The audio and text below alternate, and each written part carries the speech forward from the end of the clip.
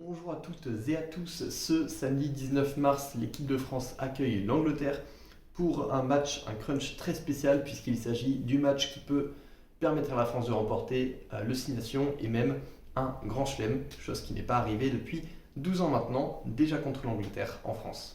Bref, l'objectif de cette vidéo est de vous présenter rapidement les principes de jeu de l'Angleterre et donc les points clés du match à observer ce samedi. Depuis les débuts de Eddie Jones à la tête de la sélection anglaise en 2015, après être passé par le Japon, les résultats de l'Angleterre ont été un peu en dents de scie avec des hauts et des bas. On se rappelle donc de la Coupe du Monde très réussie en 2019, mais juste avant il y avait déjà eu une 5e place au tournoi Destination.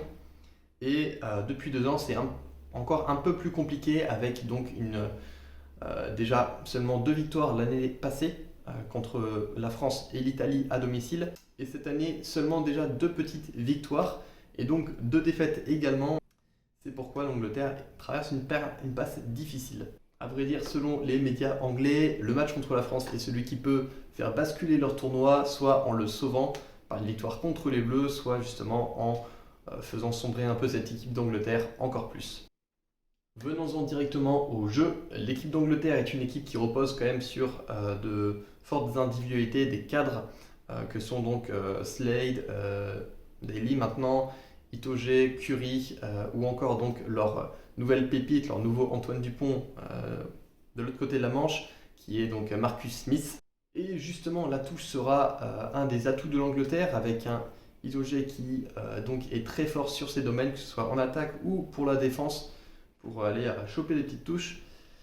Et là, face à lui, on aura un Cameron Doki sur qui on va beaucoup compter. Pour une fois, donc, la touche est aussi une de nos potentielles forces. Et là-dessus, on va devoir être très bon. De l'autre côté, on a également, pendant le match de l'Irlande, parlé de la mêlée anglaise qui était dominante. Mais il faut savoir que ça n'a pas toujours été le cas. Donc, il y a quelques questions qui se posent là-dessus pour samedi. Est-ce que ça va être une mêlée dominante anglaise ou est-ce que ça va être comme les autres matchs où au final ils n'avaient pas tant que ça dominé, c'était pas une de leurs forces. Commençons par l'attaque. Et oui, parce que fidèle à leur système de jeu, les Anglais utilisent énormément le jeu au pied. En fait, dès qu'ils sont dans leurs 40 mètres, ils vont utiliser un jeu au pied de pression, un jeu au pied offensif, donc qui va viser les zones entre les 22 mètres adverses et les 50, donc la ligne médiane. Et l'objectif va être que toute l'équipe avance fort en même temps pour aller soit essayer même de grappiller la balle, soit mettre directement la pression sur le porteur pour soit la gratter, soit être directement présent en défense autour.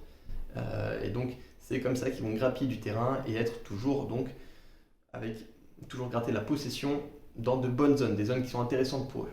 Jalibert va donc être très testé une nouvelle fois, comme face à l'Irlande. Et là-dessus, on le sait, et on sait également que Ben Youngs a été préféré à Randall, probablement par rapport justement à ce côté jeu au pied offensif, qui était donc jusque-là assuré par Randall pendant une grande partie du match, mais où Ben Youngs a cette petite faculté en plus, ce petit talent. Donc on sait que ça va jouer énormément au pied dans les zones là, et c'est là-dessus qu'on va compter sur Jalibert pour gagner ces duels. D'autant plus qu'avec Smith et Slade, donc en 10 et 12, eh bien, l'Angleterre possède une véritable armada offensive au niveau du jeu au pied. On l'a vu d'ailleurs contre les Gallois avec ce jeu au pied offensif, donc sur lesquels Slade a gagné un 50-22. Gros point d'attention donc sur les lignes arrières où des petites erreurs peuvent très vite nous coûter très cher. Et on sait que les Anglais sont friands de ces petits ballons laissés.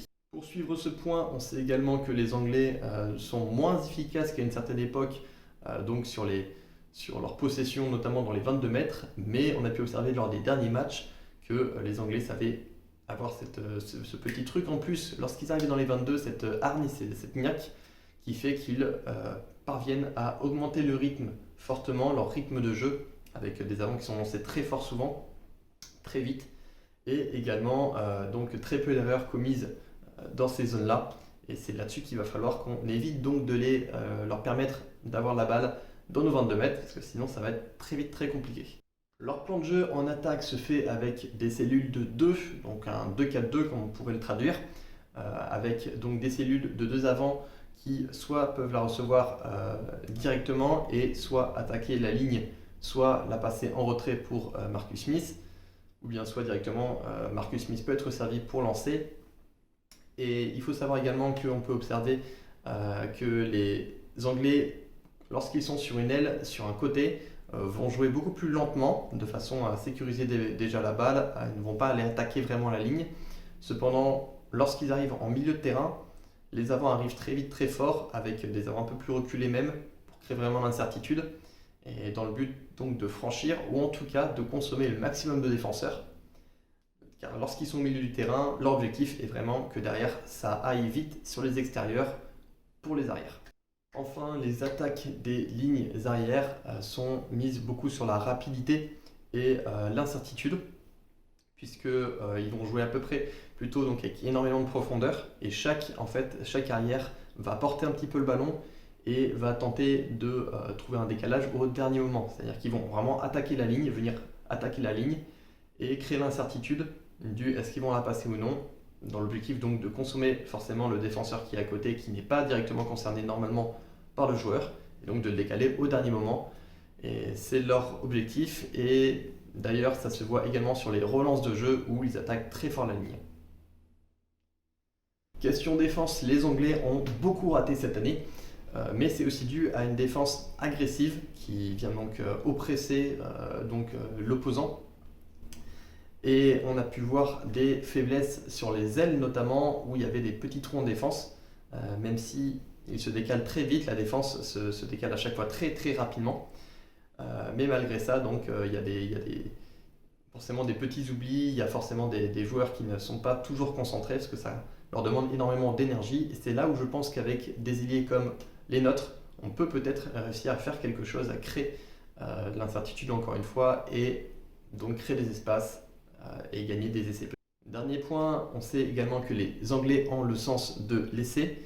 Malgré l'absence de Rendall en titulaire, il reste des joueurs que l'on peut qualifier de filous qui sauront nous faire payer toutes nos absences et nos absences de concentration. J'adore vous énoncer plein de problèmes, plein de soucis et plein de forces anglaises et surtout qui pourraient nous barrer la route vers le Grand Chelem. Mais bien sûr, c'est sans compter les forces de l'équipe de France déjà et donc les quelques faiblesses de l'équipe d'Angleterre qu'on n'a pas forcément observées. Et à vrai dire, je reste à peu près sûr que l'on va s'imposer. Déjà, on peut parler déjà de mental, force mentale, parce que même si l'Angleterre a prouvé, des mots d'Eddie Jones bien sûr, a prouvé contre l'Irlande que même à 14 contre 15 pendant tout un match contre l'Irlande, il savait maintenir du rythme, il savait être dans l'opposition et avoir cette hargne. Mais malgré ça, la France, je pense, a passé un cap encore au-delà de ça, au niveau mental. On l'a vu déjà l'année dernière un petit peu, et cette année encore plus, avec que des matchs qui ont été gagnés au mental, on n'a jamais douté. Je pense que ça va beaucoup jouer sur la suite. Après, si on pouvait qualifier d'héroïque ces Anglais contre l'Irlande, les Irlandais ont également un peu bouffé les Anglais finalement sur les phases de jeu courant, notamment sur certaines périodes où les Anglais ont été dépassés. Même à 14 contre 15, en fait, c'est quelque chose qui peut nous porter à croire que l'Angleterre n'est pas au niveau cette année, et la France l'est. À voir ce que ça va donner.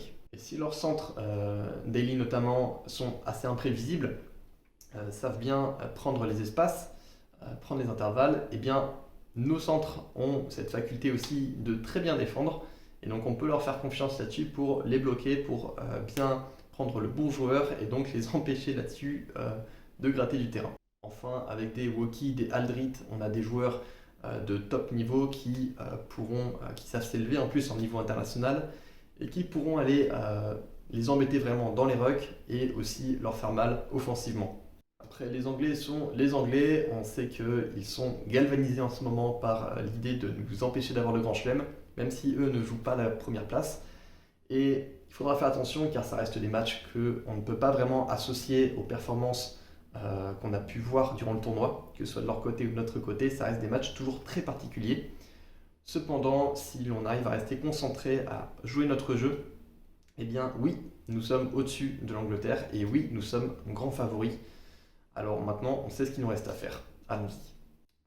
Merci à tous en tout cas pour avoir regardé cette vidéo. N'hésitez pas à vous abonner, à mettre un petit pouce si vous voulez, et même la petite cloche si vous en avez envie, si vous voulez continuer à suivre cette chaîne, qui va être un petit peu relancée ces prochains temps, j'espère. Et puis, en tout cas, je vous souhaite une bonne journée, un très bon match et à bientôt.